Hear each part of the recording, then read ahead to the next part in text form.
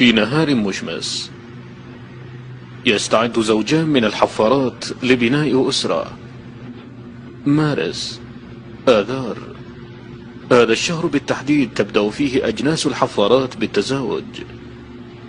هذه الآلات الضخمة تستهلك مئات الجالونات من الوقود لإنجاز هذه المهمة،